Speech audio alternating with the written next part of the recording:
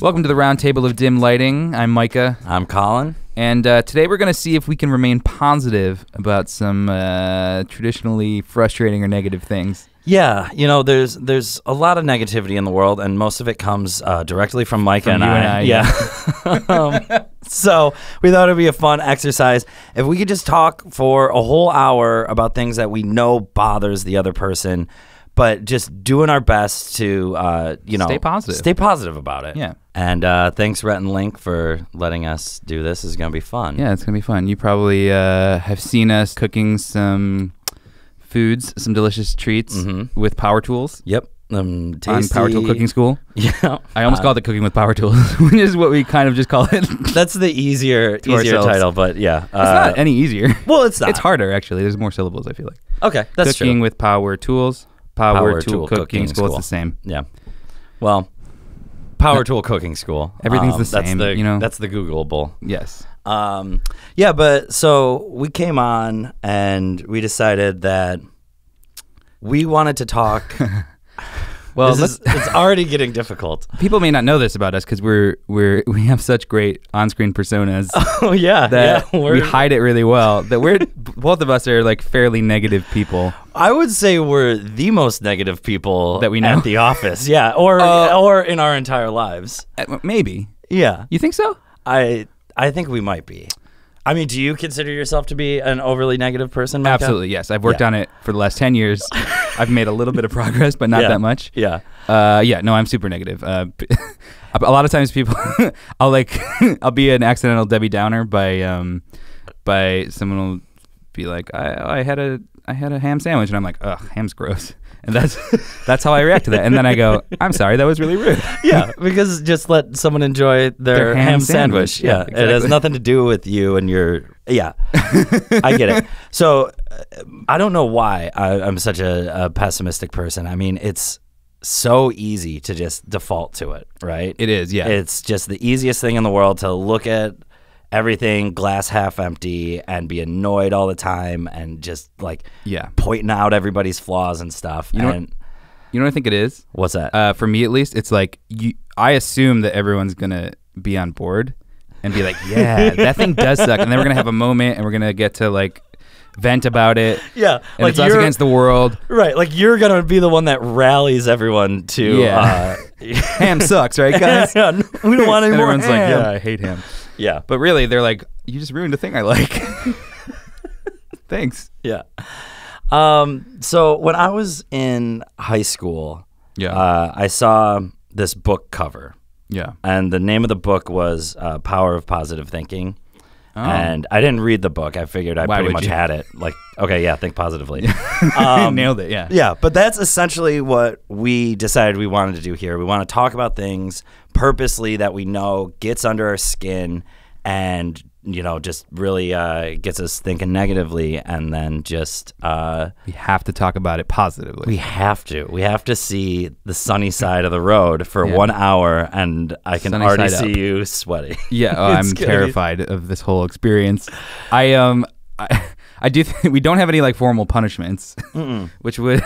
I mean, we can berate each other, I feel like. Yeah, I think we just have to keep each other on task. If you start going negative, I'm going to have to be like, eh. Well, you know what, Micah? Actually, yeah. Let's incorporate a little positivity into it. Why not?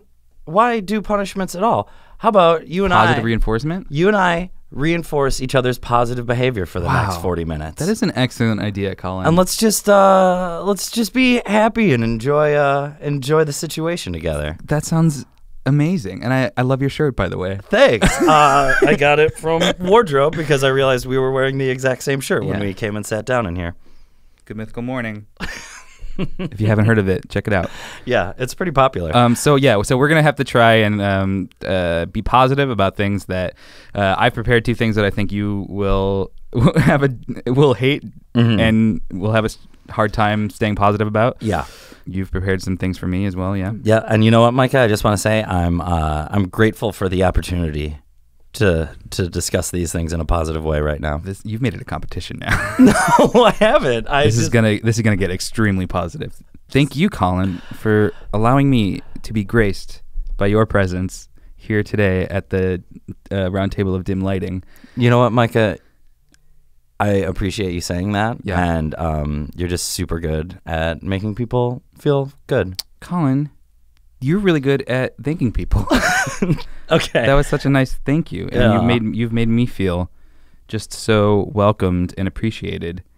And you know what? I'm having the best day I've ever had. That's awesome. I'm so happy to hear it. So we have agreed on a topic that is a parameter that we put ourselves into. Yes, and we put ourselves into a lot of parameters today. But I think it's the perfect topic to stay positive on because everybody has 1,000 gripes on this topic. There's so many things to get frustrated about. It's almost cliched. It's exactly cliched.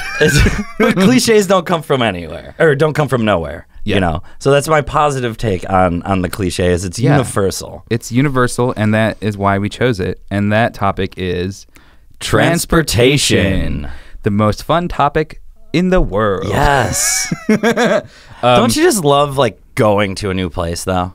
I do. I mean, transportation enables us to explore. Yeah. And I do really love traveling. It's been a long time since I've been out of the country because I kind of burnt out on it for a while, but it is a great thing to do. I really do love it. I agree. I spent the better part of 3 years working on the road and seeing almost all of the country and a few spots in Mexico and Canada, and it was an amazing opportunity, and I wouldn't like take that time back for anything in the world, you know? Yeah. It's really, traveling is really important for the soul, as they say. It is absolutely important for the soul, and it's important to get to appointments in the South Bay or something, you know, or Culver City. Yeah, absolutely. And it takes about the same time to get there as it does to go to New Orleans or wherever you went. You went to New Orleans, right? No, I've never been to New Orleans. Great. That's what I thought. Okay, so do you want to? Who should start? You want to try and make me negative? Yeah. Well, okay. I think I want to give you the opportunity to see an annoyance in a new light. Okay. So what I want to talk to you about right now is something, just knowing your personality. Yeah. I know. I can't wait. Here's the thing. This is something you guys may not know about Micah if it isn't apparent, but Micah loves rules and order and things to be in their place and done a certain way. Here's the thing. I do love rules and order. It's only because I do not understand humans. And I need them to abide by the same set of rules that I abide by in order to function in society. So okay. So that's why it's rarely is it like this is the best way to do it, but like I do need people to like I need a system in order to understand what anyone's doing or thinking. You just can't relate to people on like a human level. That's pretty much it. Yeah. Okay, gotcha. Well, then I think this one is going to be good because it does involve humans, and in a very I don't want to say intimate, but it's like person on person. God. No, what's but this gonna be? Traveling in an intimate way. Micah, I want to know your opinion of people who stand on escalators. Oh God! Like let's say, especially I love them. You do? Oh yeah, yeah. All right. It's gotta stay positive. Especially what? Well, let's say they have like a big roller bag or something, so there's no opportunity for passing. Okay. Well, a roller bag that you've now given them an excuse to be standing there. Really? Yeah, a roller bag on an escalator. Pick it up by the handle. Oh, that's true. Well, anyway, this is your time. This is your time. It depends. Are they? Maybe they're not. Maybe they're elderly and or have two broken arms or something. Sure. Well, that's nice. I mean, so you're allowing context into the situation. Sure. That's understanding. There's always room for context. Great. That's my motto. Gosh. Okay. Standing on escalators. Be positive. Sometimes you just need to take a load off. Yeah. And it can get really exhausting being on the train or whatever, standing there on the train, sitting on the train, and then you have to get onto an escalator. It's like you don't want to move those legs around. You need to take a break, Yes. That's some me time. That's thinking time. It's like shower time. Yeah. Because I do my best thinking in the shower. Okay. So maybe everyone else in the world does their best thinking on the escalator. Well, I mean, I like to do my thinking on a nice long walk, which is sort of the opposite of standing on an escalator, because that is a short mobile stand. But Yes. Not only is it great to stand on an escalator when there are hundreds of people behind you, but what you really want to do is buddy up. You know, you want to grab a partner and stand side by side. Oh, that's nice. Really, just because that way you can really connect with your friend or with your lover and or children, whatever it is. You know what? Go parent 2 children, 3 in a row. Just take up the whole 3 wide on an escalator. 3 little ducklings. Yeah. That's true, because that's bonding time. You know, people are always in such a go, hurry 'em up kind of state in the world. So, you know, it's important just to sort of take like a moment. That is true. It can be seen as like you're such a busy metropolitan American rushing around, taking no time to just smell the roses, etc. I actually do understand that, but I can't have a but because I have to stay positive about it. I do understand that point of view, genuinely. Do you like sort of having a moment where you have to like take a breath and just accept what's around? No. Okay. If it's forced on me, I will be nothing but stress. Okay. It will not be a relaxing moment. If I'm stuck in a situation, I hate feeling stuck in any capacity. Well, can you rephrase that without the word hate in it? I love feeling unstuck. There you go. No, but I gosh, positive about escalator standards. I've said all I can say about it. It's really? Yeah. What if I were to give you So you really tricked me in this first one. This is hard. If I were to give you 30 seconds right now to be negative about it, you think you could fill that 30 seconds? All right, well, I'm not going to do that because that is not the premise of the show. That's fair enough. That's probably a good call. Well, you know what? Maybe at the end we could blow off a little steam.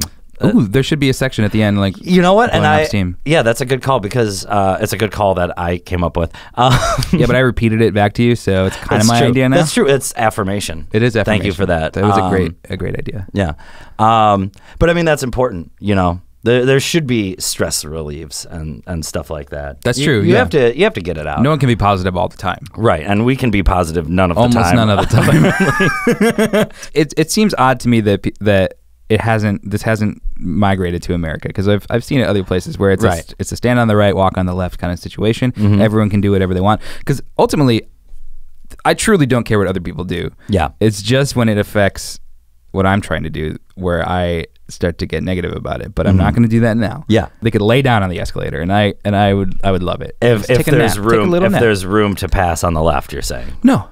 Oh, I'm trying to be positive. Well, you could be positive, but don't lie. I want to know your true feelings. Oh, okay. Well, my true feelings are stand to the right. Well, there you go. But okay, how about this? Maybe next time you see it, here's a positive way to look at it. You can take that as an opportunity to educate your fellow travelers as to escalator etiquette. Don't think I haven't thought about doing that. I would love to go around the world and just do that as my job. But I think everyone would hate me, and I would have no friends. Well, yes, but that's like a sacrifice, an honorable sacrifice to make if one day we could live in a world where escalators are treated properly. That's true, yeah. Well, here's another positive, genuine positive about escalator standards is that if there is a staircase, yes, I always 100% take it now. Sure.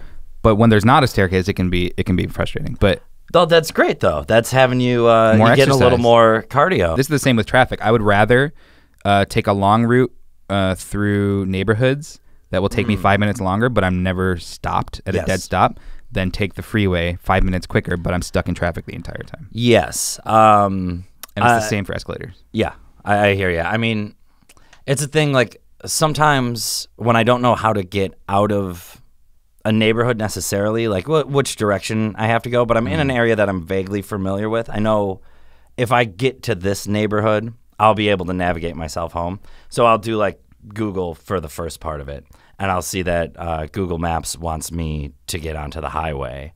And then you're like, no. Yes. Exactly. So then, but that's great because I can spend some time exploring getting lost in, Encino. Yeah. A wonderful place to get lost. Yeah. I think it says that on their sign entering town. Encino, a wonderful place to get lost. Encino, we're assuming you weren't trying to get here. Don't listen to them, people of Encino. All right, I have one for you. Okay. Let's see if you can stay positive about this. I have a feeling that you're gonna hate this. Oh God. Okay. Again, I think that we probably have pretty similar thoughts about all of these. So it's easy to come up with ones for you because I'm just like, what do I hate? Colin will hate that. All right. We live in a packed metropolis. It is. And what a cultural hub it is. It is a cultural hub. An opportunity every day. Sorry, go on. It is filled with people, and all of us people have their own car. Yes. And therefore, there are 20 billion cars in this freaking city, and it can be a lot. So, and all those cars need to go somewhere. They need to be stored somewhere. Constant motion. Oh no, they need to be stored. You're not. Because the other weird thing about LA is that very few driveways and garages, especially for people of our ilk who can't afford their own houses. So I'm already getting like really upset, Micah. I'd say about 50 to 90% of every Los Angelino's day is spent looking for parking, street parking. But there are some people who apparently haven't taken the time to notice their surroundings while parking. Mm-hmm.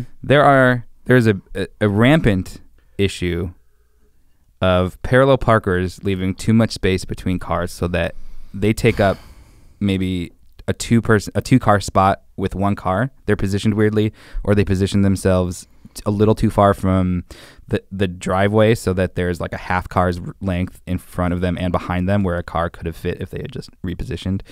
So what do you think of that? I think there's literally no way I'm gonna be positive about this, dude. You have to. That cuts me to the core of my being. That is the thing. I have fantasies, which, you know what? I like fantasies and I like superheroes, but I have fantasies almost every night because it takes me about 20 minutes to park when I get home from work because of that issue specifically. Oh, you do live in a particularly bad area for that. Yes, and 2 blocks over, there was a street that was formerly not permit parking only, and about 3 months ago, it became permit parking, and now the whole ecosystem is thrown into shambles. Oh, wow. Because everyone who used to park on that street is now parking on my street. And well, if I may, Colin. Yes. Here's a positive spin on this. Okay. Buy a permit. Yeah, I know. You got to get downtown and do something. Then you got to find parking there, and it's a whole thing. No. I should do that because then I have all of that block. Yeah. No, that's a good problem solve right there. Yeah, and I think one day they're not even expensive. They're very cheap actually. It's just going to City Hall. That's taxing on your soul. It is. That's like a year's worth of salary right there. I would give up 1 year's worth of salary to not go to City Hall ever again. You can't do it by mail? No, you can't do that by mail. But I just got my driver's license renewed by mail. Yeah. That was kind of cool. I opened the thing and it said, this is actually really positive. I'll get to your topic in a second. That's fine. I opened the letter from the DMV, which normally you see a letter from the DMV, news. You're like, oh, great, here we go. But I opened it, and in big, bold letters at the top, it said, congratulations, you're eligible for renewing your license by mail. Oh. And I like that. It's an eligibility issue? I guess. I don't know. What makes you ineligible? I did not look that gift horse in the mouth. You don't have a mailbox? Yeah. What could it possibly be? You have to be like an upstanding citizen? I think it's probably if you have like points against your license or something like that, or you may need to take a new test or something like that. That's some really like paternalistic behavior there from the government. It's like, oh, you're a bad boy, so you can't do this by mail. There's no actual functional reason why you wouldn't be able to.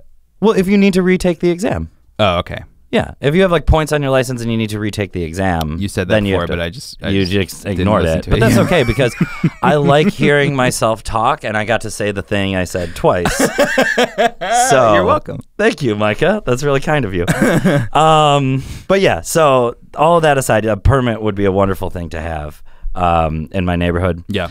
But I drive by and I look at each and every one of those cars for blocks around, and I see it's a compulsion. I go 3 feet in front.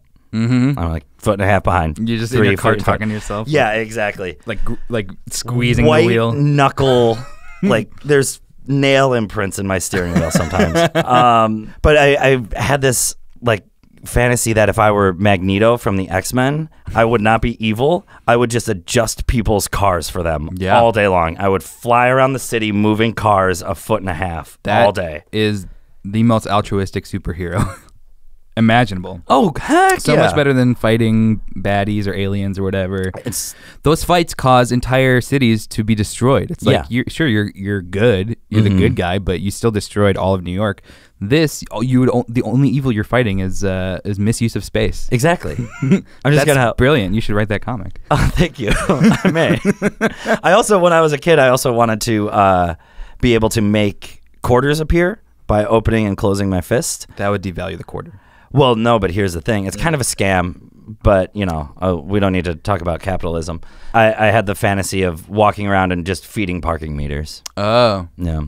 No, that's nice. That would still theoretically devalue the quarter. Right, but inside the meter, it'd take them a while to figure it out. Unless your power is that you can take a quarter out of a bank vault into your hand. Yeah, I would be into that. Yeah. Or just like right out of the mint. Sure, like brand new. But it has to be one that they were already making. Because if you have the power to just manifest money, then it devalues money. Right. I mean, I think money makes no sense. It doesn't make any sense. It's stupid. It's a stupid idea. But we love money. We do love it. We love it. I don't think we're doing a great job of being positive. Okay, so you haven't actually been positive about bad parallel parking. Okay, I'm going to try. But first, let's take a break and talk about some really cool T-shirts. Sure, yeah. All right, you ready for that? I would love to. Okay, because this is actually something that I think is pretty cool and is easier to be positive about. Yeah. You go first. All right.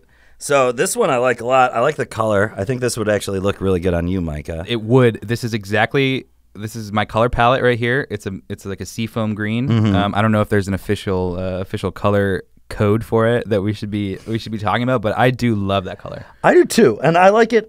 Personally, it's not really in my wheelhouse, but neither is this monstrosity that I'm wearing right now. And it looks great on you. Oh, thank you. Especially in this lighting. The lighting really, it just, I don't know, it makes everything look good. Yeah, but this is the good Mythical summer tank.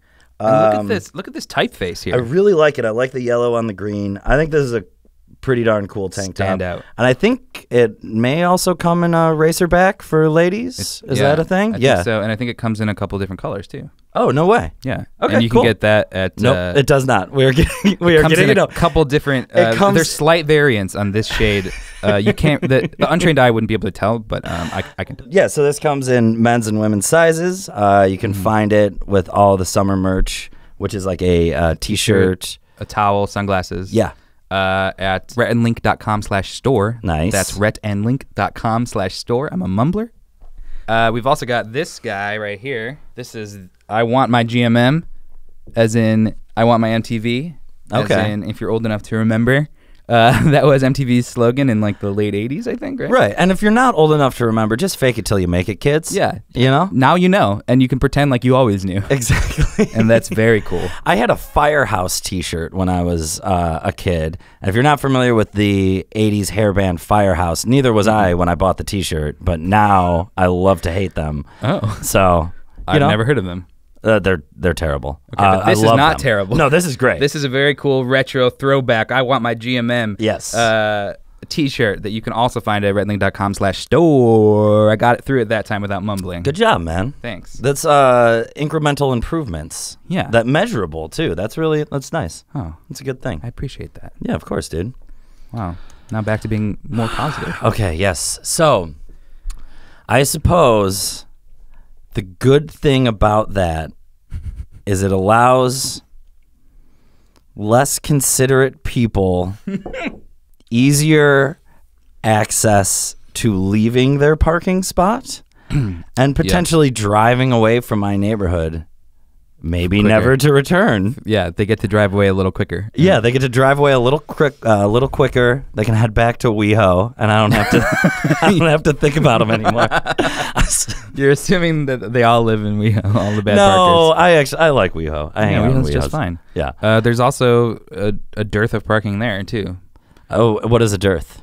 I think I used that term right. It's a lack. Oh, okay. Yeah. It is? I'm All right, gonna great. Google it right now. Dearth. This is fascinating radio. A scarcity or lack of something. You not knowing the word made me question if I knew the word. Sure. I mean, I know few of the words in the English language. I know not all many of the words. Mm-hmm. But okay, so yeah, that's one way to look at it. Mm-hmm. And I suppose I get it. Here's the thing: I am a bumper. Yeah. And I can understand your perspective of not wanting me to just hit your car. Yes. Because I want to park and be done. That is what bumpers are for, but it's like really in the title, isn't it? Yeah, they're for bumping. I think they're great for bumping. They're tailor-made. I don't know why steel bumpers went away from cars. Steel bumpers were great. Were they? Sure. Like on old trucks and stuff? Did they not like fly out through windshields and like that might be it. Or something? That sounds like something. Yeah, Ralph Nader probably had to crusade against. Yeah. Ralph Nader, what a fun pull. Because the seatbelt thing? Because the seatbelt thing, yeah. Yeah, he was responsible for seatbelts being... He invented the seatbelt. And he is the co-creator of the internet. Yeah. With Al Gore. The original seatbelt was a man's belt that was clipped onto these sharp steel hooks that were just randomly put into cars for no discernible reason. And you just like slipped your belt into it. Strap it into your pants, and then if you got into an accident, you would still go through the windshield, but then you would swing back. So at least you stayed with your car. That's the important part. When they get to the scene of the crash, you're still in your car. And that's Ralph Nader. I just had the most... Okay, you just gave me the most, like, horrible memory. Do you remember in driver's ed when you had to watch Red Asphalt? I don't think I ever watched that. You didn't watch that one? I may have. But yes, I know the general idea. Yeah. So I remember I was in driver's ed, and our wrestling coach who taught driver's ed, of course. Well, wrestlers are classically great drivers. Yeah, absolutely. Everybody knows it's that. A thing. The knowledge base of one area transfers directly one for one over to the other. Yeah. Absolutely. Yeah. They make great health teachers as well. He was describing to the class this idea is like, oh no, a lot of people don't want to wear seatbelts because they think that if they get into an accident, they'll be thrown from their car to safety. What? Nobody thinks that. He thought that. That's why he said it. He used to think that. He still does think it. They're forcing him to teach the opposite. He thinks that.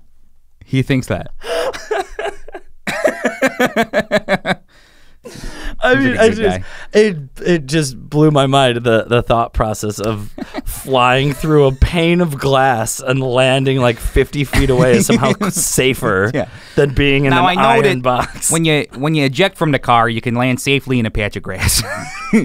A nice, soft, billowy patch of grass, which is readily available. I mean, I know you grew up in the same place as me, but that is like an eerily good impression of my high school wrestling coach. I know what a high school coach sounds like in Chicago. Okay, there's got to be something that I genuinely think is good about this. I'm determined now. I have an idea. Okay, please. It's not necessarily good that comes from it, but it is a positive spin on it. Okay. I was in Minneapolis 2 Thanksgivings ago. My sister-in-law is from there, so my whole family goes every year to her family's place. That's nice. Yeah, and I went for the first time, joined them 2 Thanksgivings ago.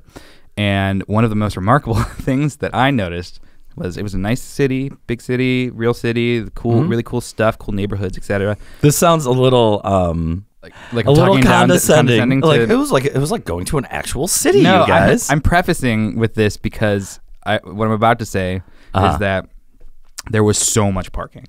Parking was just abundant and free and joyous. It was a happy moment. I mean, it was like a fun experience. You go, you take your car and you park wherever you want. You can literally just stop your car, get out. It's fine. Doesn't matter.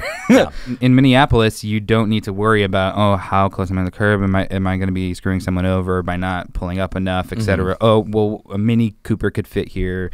Probably a Mini Cooper's here last. Should I leave more room or less room, etc. Yeah, and do that math. Sometimes it's like, I can leave this much in front of me, this much behind me. Well, so you don't. Sorry, not to cut you off, but do you get out of your car and repark if you? Okay. God, I love you, Micah. Yeah. Everyone, just get out of your car and repark if you did it wrong. I have human empathy. It takes so. I care little about time. my fellow man. Leave your car running. I don't understand them, but I care about them. Leave it running. Get out and check. Check. A quick check. 2 seconds. It takes 2 seconds. You know what? I got 8 inches. I'll take those 8 inches. What are you saying? I said if I got 8 inches, I'll take them 8 inches. Is what I'm saying. Okay, but also with parking. Sometimes a parking spot is just a parking spot, Micah. Okay. This is a recurring theme with things that you say to me. You said that in our smoker video about a grill being just a grill. Yeah. Anyway, what I was getting at was that parking like that is a luxury. Yes. It means that you're carefree. You come from a place where this daily stress is not a part of the life there. So if they're almost contributing, they're almost acting as if LA is a paradise when it's not. So it's like you're bringing a little bit of paradise back to LA. Okay. So it's almost like an escape. And actually, as much as this does bother me, I will admit that I have done it. And I've justified it in exactly the way you described. It's like I'm exhausted or whatever my excuse is. There's no excuse for this kind of behavior. No. And I don't want to seem like it's something we should be doing. But I remember at one point thinking like, I earned it today. I'm just gonna go all mirrors. I'm not turning my neck to make this. Someone else's suffering. I earned someone else's suffering for my fleeting happiness. Yeah, you know what? I mean, we live in a society, so yeah, that's the downfall of our civilization. Is that when you have something someone else doesn't? Well, it's that excusing bad behavior because I want to. Oh yeah. Well, it's something I want though. Yeah. right. And look, man, I'm telling you, this is maybe twice in the 7 years I've lived in. No, I know you. You're a good person. It's fine. Everyone makes mistakes. Yeah, exactly. I'm sure I've parked like a jerk. I've come back to my car and seen that I parked like a jerk, and not realizing, and felt horrible. Sure, yes, I felt horrible. Of course, that happens. One time I parked. This is crazy. Okay, I lived in my place for like a year. I was in a particularly bad space mentally. Everything was going wrong, and for about 6 months, right after I moved into my place. And toward the end of this period, my car got towed. I wake up in the morning to a text from my neighbor saying, I think your car's getting towed. Or no, it didn't even say that. It said, I think your car just got towed. Oh, cool. Thanks for timely. Thanks for the timely text. No, it was good that she texted me at all because no, of course. Yeah. Otherwise it would have cost way more because it's like by the hour. Yeah.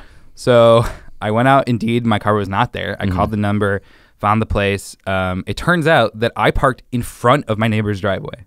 Oh. I have no idea how that happened, how I achieved that wonderful feat. And I even asked, I was like, I can't imagine this is true, that this really happened. Yeah, not me. So I asked the tow truck driver for pictures, and he was like, oh yeah, I got pictures. And he showed them to me, and sure enough, I was right in front of their driveway. Wow. I felt so bad about it. Full bore, like 2/3 of my car right in front of their driveway. Wow. I have to imagine that there's like this weird situation where there's like a fake driveway right on the corner and then a real driveway.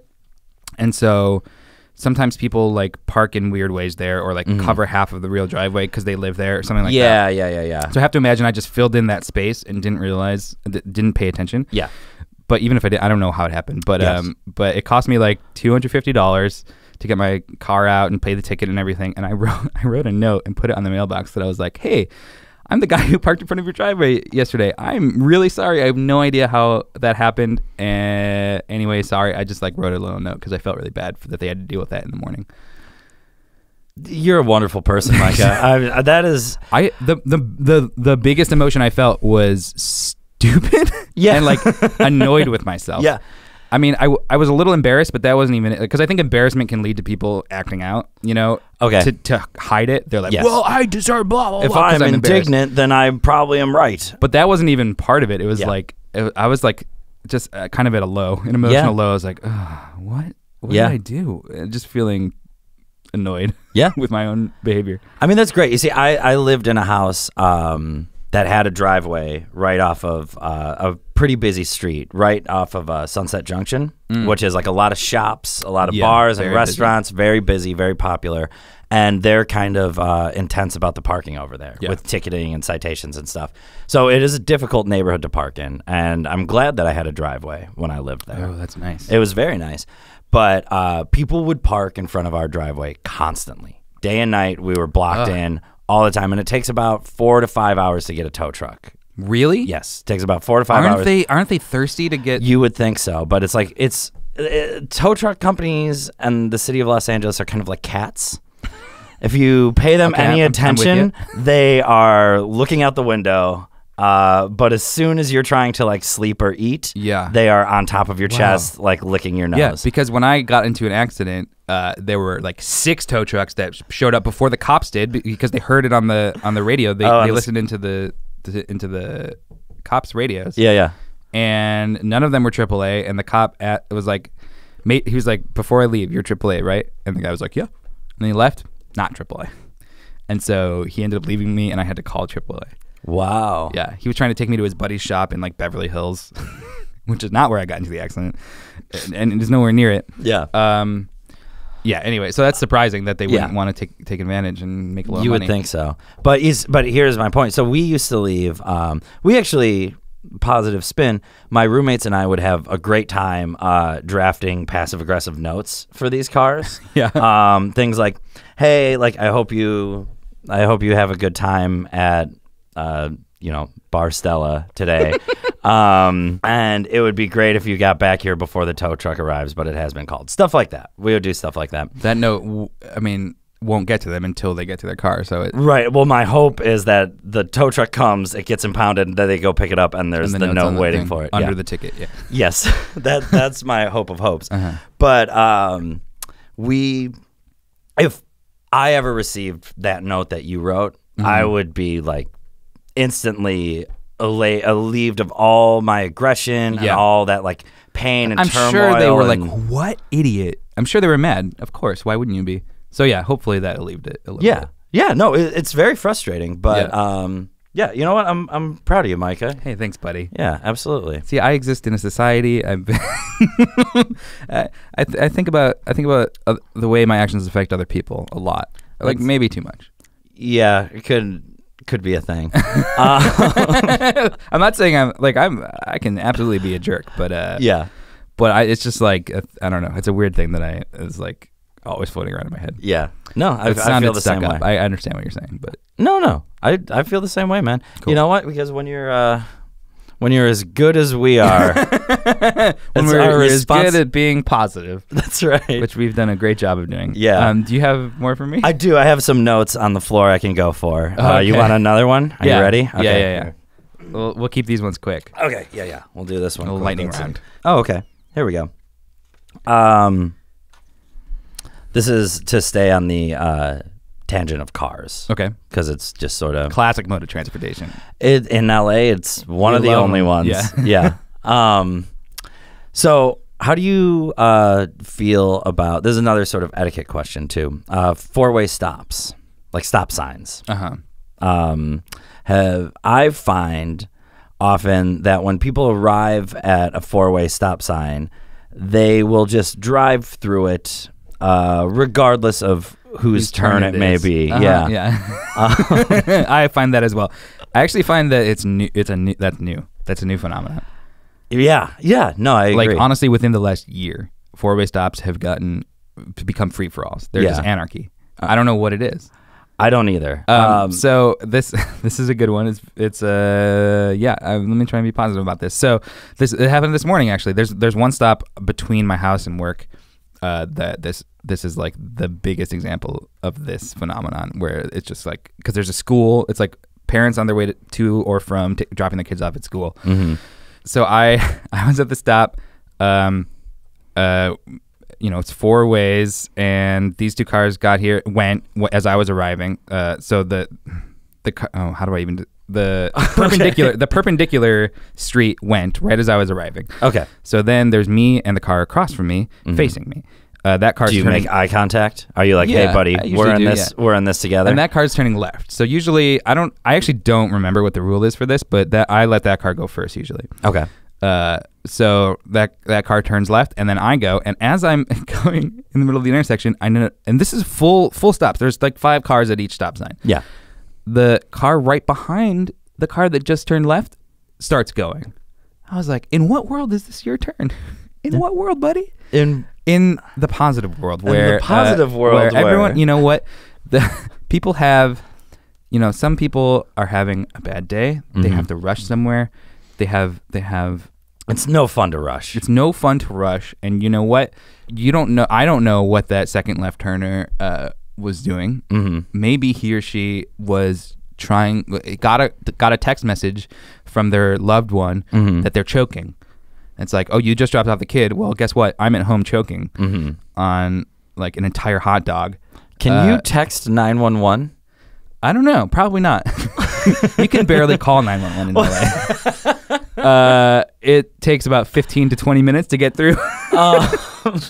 What did you have to call 911? Are you okay? Yeah, I'm fine. I call it every day just to check in, make sure that they're still there, just in case I need them. Yeah.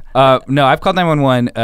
It was a terrible experience. It wasn't in LA. I was calling on behalf of my friend. I was in Chicago. My friend was in San Francisco. She called me on her cell phone on her way home from a bar, as women sometimes do for a safety issue. Okay. But it turns out after this happened, I kind of was reading up on it, and it's not actually the best tactic. A better tactic to remain safe on the streets is just to be alert and not have anything in your ears, supposedly. But so she calls me. We're chatting. In the middle of it, she yells an obscenity, which I will not repeat on this podcast. Sure. The bad one, the real heavy one, and it's not that bad. The F one. Okay. It's just the worst one of all of them.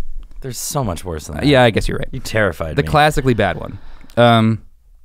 And drops the phone, or the phone cuts out, and I'm like, oh my God. Yeah. My friend just got murdered. Yeah. So I call 911, and I get Chicago 911. Yeah. And I'm like, so my friend's in San Francisco, and she just dropped the phone and screamed, and they're like, okay, hold on. And I hear the woman ka-chunk a binder onto the desk, flip through the pages. It's about a 4-minute process. Like, San Francisco? Do you know where? No. Okay. Flip. Okay. Do you have a pen and paper? And I was like, no. Hold on. I had to go find pen and paper. She reads me off a number for the San Francisco Police Department. I call them. They will not open a case they can't make a case number unless they have an address. I don't know why. So I didn't even know where she lived. I didn't know what bar she was at, where she was going. None of it. I didn't even know what part of San Francisco she was in. So I couldn't open a case. So every time I had to get new information, call friends to find her address, etc., I had to go through this process all over again. Start from Wait, scratch. You didn't call Chicago 911 every time, did you? Yeah, I just wanted to check in with her and just let her know what was happening because she seemed worried. So this took a total of about 25 to 35 minutes just to get that any of this happening. And then before they could even send a cop out, she called me from her sister's phone. It was like, I got mugged. I'm fine. My phone, they took my phone. I'm at my sister's house now. Wow. Yeah. So good thing that's all that happened because a happy ending. Yeah. But that's my 911 experience. But 4-way stops. Yeah. I think I said all I can say about it.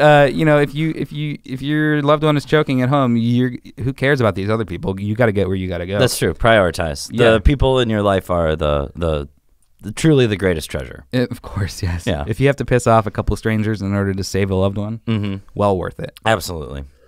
And then just go back to that 4-way stop with a handwritten note. I'm so sorry about my behavior. Yeah. Yeah, exactly. My daughter will be fine. Yeah, she's fine. Thank you for your understanding. I got to tell her not to eat whole hot dogs without chewing at 8 a.m. Right. That's more of a lunch item than a breakfast item. All right. I got one final one for you. Okay. I'm going to take it away from cars. Okay, that's good. And into the friendly skies. All right. Listen, you talked about how this was a little cliche in general, this topic. But this is the most cliche part of this cliche topic is air travel, right? Every stand-up comedian's got a joke about what's the deal with airplanes. They're so crazy. Why the peanuts? I got a tight 25 on it, man. Well, we got time. Let's do it. Let's hear it all. Listen, it's not tight. I lied. It's a loosey-goosey 25. It is just a wobbly. Yeah, flim-flamming and zip-zopping around. I mean, air travel's a nightmare. I would much rather travel by train if it were a viable option. Yeah. It takes so long to get through the airport, etc. The thing about train travel is I find that there's far too many murder mysteries breaking out. There are, a lot of murders happen on trains. I was like, come on. And they're all mysteries. They're not easily solved. They're so mysterious. Well, it's 'cause they're going through the tunnels, and that's when they always strike. It's dark in there. Yeah. Yeah. But anyway, airplanes. The thing that I wanted to discuss is while you're in the air. Excuse me, I'm getting a little choked up about this. Are you all right, man? Yeah, I just got the burps. Okay. There's going to be inevitably someone sitting next to you. Yeah. God forbid you have the middle seat, and then you got two people next to you. Yep. But there's only one armrest, Colin. And that is a battle to be fought because who gets it? How do you split it up? What is the unspoken agreement here between you and your neighbor? Elbow fighting on airplanes. The unspoken agreement is give it to the middle seat. Yeah. I like that. Give it to the middle seat. Yes. I'm a firm believer in that. If I have an aisle or a window, I don't put my arm on the middle. You got one already. I've got one. And, I've either got a view or I've got easier access to the bathroom, like whatever, there's like compromises and stuff. So I believe that the person in the middle should have it automatically. This should be an announcement on the plane before it takes off. Oh my God. Like this should be established law. There should be a law about this. This makes so much sense. The middle seat, it's the worst seat. They should get two. Everyone's bummed. Everyone's bummed to have the middle seat, because a lot of times I travel a lot and I don't like necessarily the act of flying, but I love having access to airplanes. You have so much access to airplanes. I have a lot of access. I have more access to airplanes than a lot of people. You could go get on an airplane right now. We are down the street. Dude, we are like 7 minutes from an airport right now. That's access right there. That is access to airplanes. Yes. So, although the one that we're close to doesn't fly anyway. It does. It just costs a lot of money and stops in Phoenix. Yeah. Yeah. So basically it's a bus to Phoenix. It's a bus to Phoenix to get on an airplane to go to Chicago. Yeah. Yeah. What if they just taxi it all the way to Phoenix? They're just on the 10. No, but I have had that situation. I mean, I went to Ireland about 6-7 months ago. I can't remember when. That's exactly. where you got that shirt. That's where I got this lovely Irish shirt, traditional Irish garb. For the listener, he's wearing a green tie-dye T-shirt that has appeared on the mannequin, I believe, in GMM episodes. That's right. It has in our body swap episode. Yeah. So that's a long flight, and with the time change and layover, it took me exactly 24 hours to get to Dublin from LAX. That's a trip. Yeah. So like I took off at 8:45 in the morning, and I landed at 8:45 in the morning the following day. Okay. But it wasn't actually 24 hours. No, of travel, it wasn't. But it was. It's disorienting, right? It is for sure. So then I'm there for a while. I was there for like 2 weeks, and it was wonderful. I had a great time. And it was the magical experience, etc. Okay. Yeah. Air travel. On the way back, you can imagine I'm pretty exhausted, right? Yeah. It's been a long trip, and I'm about to get onto this very excruciating plane, and I draw the middle seat on the way back. I had the window on the way there, so I'm like, that's fine. It's a balance. I can be positive about it. Yeah, the universe is in balance. But I was feeling a bit territorial because it's, you were ready to put up a fight, yeah. So I established early my dominance over the armrests, like locked in, like little claws over the end of them. Well, like you're an alpha traveler. It's right there on your ticket. Yeah. Yeah. I just wanted to make sure, because as much as that should be a rule, that you just out of the kindness of your heart give it to the person in the middle, a lot of people don't. No. And so sometimes you just gotta take what's yours. And so I did. I went for it. And dude next to me, I swear to God, for like 9.5 hours. Can I guess what he did? Do you wanna do an act out? Yeah. All right. No, God. That would be amazing. He just put his arm on top of your arm as if your arm was the armrest. If it was the armrest. I would love that. That would be hilarious. No, he did this. So you be me, and I'll. So instead, what he did was just sort of jab my elbow with his, and then took a centimeter of the armrest. So for 9.5 hours, our forearms are just touching, just full lock the whole flight. Oh man, and I couldn't budge. I couldn't give him an inch because he can't win. Yeah. He can't win in this situation because this isn't about my ego. This is about like good versus evil. I couldn't allow him to have that. Like I almost didn't go to the bathroom the entire flight because I didn't want him to have the opportunity. Yeah. But I reached this tipping point where I almost like screamed because, I didn't really have a bed for 2 weeks, and like I was traveling. I was, anyway, there was no like creature comforts for the last 2 weeks in my life.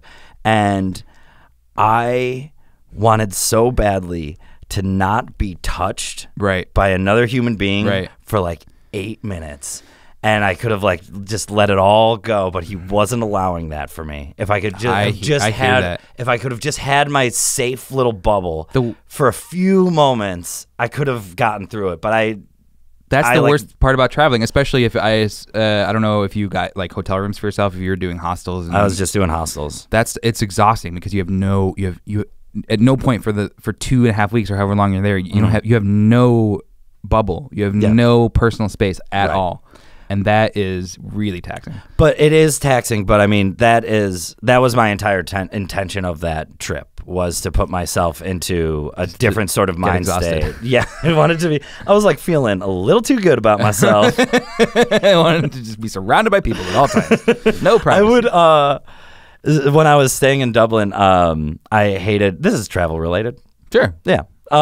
When I was staying in Dublin, I hated the hostel I was in so badly, but it was like the weekend of a big like football match, so like there weren't a ton of options, and so I went across the street to Trinity University, and for like 2 days in a row, I just spent my afternoons taking naps on campus of like a beautiful 200-year-old university, and I was just like, it was lovely. That's a really good idea. Yeah. I would watch like, the kids playing rugby practice and stuff like that. So there's always pick up a couple tricks. I guess this is my positive take on the elbow space thing.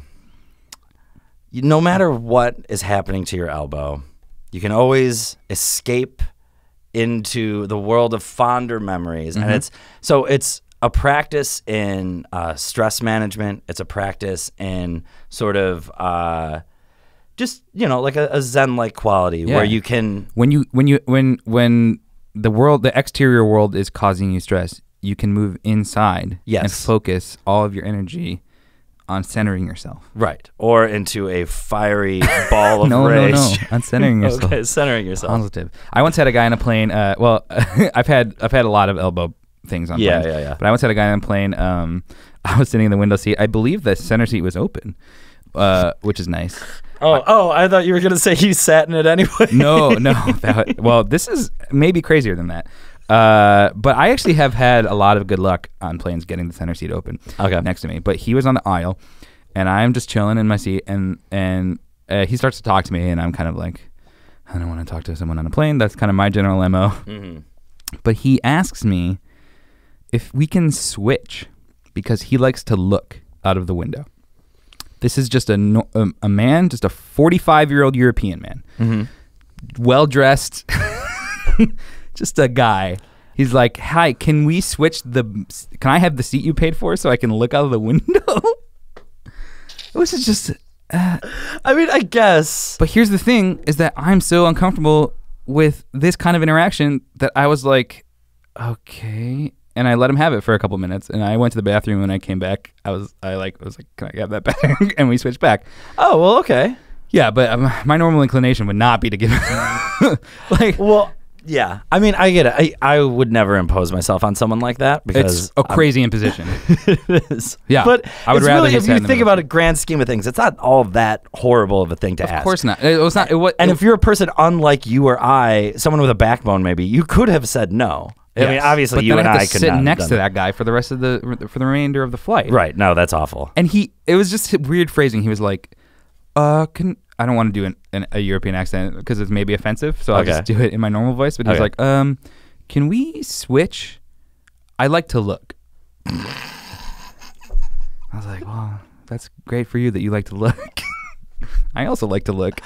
That's why I got this seat. Looking is great. It'd be like if I went to Subway, got a roast beef sandwich, and then a guy with a tuna sandwich was like, hi, can we switch? I love roast beef. Well, then get a roast beef sandwich. This is my sandwich. It's not. I'm not automatically entitled to all the roast beef in the world just because I bought this sandwich, but this sandwich is my sandwich. Right? I'm not crazy, right? Yeah. I don't think you're crazy, Micah. That was not... okay. I don't think we did a great job. I don't think so either, man. You know what? So I know we talked about earlier about maybe doing like a negative thing to blow off some steam, but I think we got that out of the way. I think we did. I think most of Do you want to just real quick before we go, just say something that like makes you happy? To sort of just like be like genuinely positive for a second. But I'm gonna need a minute to think of something. Okay, all right. I've got one locked and loaded. Spending time with my friend Micah. Oh, yeah. Well, you really put me in a position now. Well, you better respond the way I expect you to. You would better. We do spend a lot of time together because we work every day together and we're on an improv team together. Yes, it's 6 days a week, occasionally 7. Yeah, every once in a while 7. I'll return the favor. But I am genuine. I like being in scenes with you. Oh. We perform improv together, and Colin's a real fun guy to be in a scene with. Oh, you thanks, never know what he's man. gonna do, but it's always a good move. Oh, keeps you on your toes, but he supports the scene. He makes it fun. That is honestly really nice and really great to hear. Thanks, man. You're that welcome. makes me feel really good about myself. Good, I'm glad. Thanks, dude. All right, well, guys, this has been Micah and I's episode Crew of Biscuits. Crew Biscuits. Thanks for listening. I hope you were able to make it to the end of this. Yeah, I hope that we said anything remotely positive. I think we did. Yeah, it's hard to remember. It's all a blur. It's like a whiteout of just rage. Yeah, but I think we tried to find at least one positive spin on every negative thing that we brought up. Yeah. All right. Thanks, everybody. Thanks, guys.